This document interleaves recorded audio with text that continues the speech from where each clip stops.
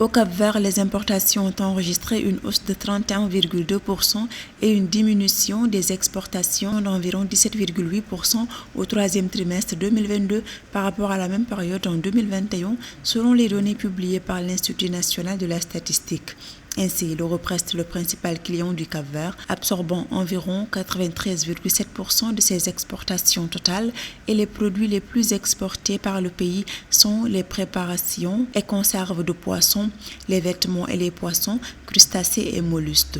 Au niveau des importations, le continent européen continue d'être le principal fournisseur du Cap-Vert avec 67% du montant total. Quant à l'Afrique, elle ne représente qu'1,9% des importations capverdiennes.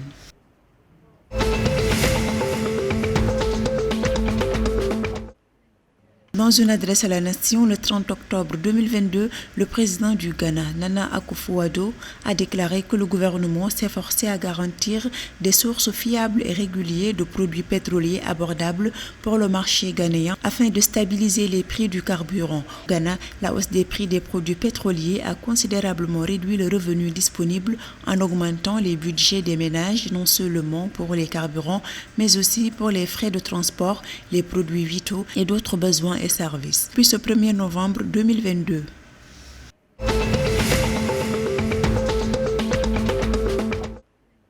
Au Togo, les fournisseurs d'accès Internet paieront désormais des compensations aux clients en cas d'indisponibilité de leurs services. Selon un communiqué publié par l'Autorité de régulation des communications électroniques et des postes, cette décision vient définir le cadre de ces dédommagements et les mécanismes compensatoires pouvant être invoqués en cas d'indisponibilité ou interruption de service dû à un incident affectant l'ensemble ou une partie des clients, suivant sa notification à l'opérateur.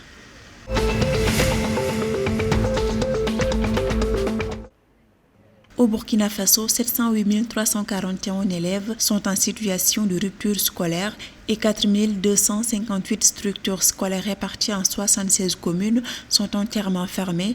C'est ce qu'a révélé le ministère de l'Éducation nationale, une situation due à la dégradation de la situation sécuritaire dans le pays.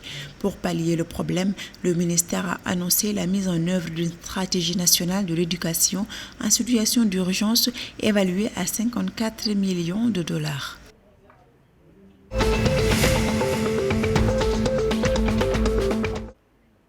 Dans le cadre de la lutte contre la désertification, l'Agence sénégalaise de la reforestation et de la Grande Muraille Verte annonce une opération de reboisement dans la localité de Thiénaba.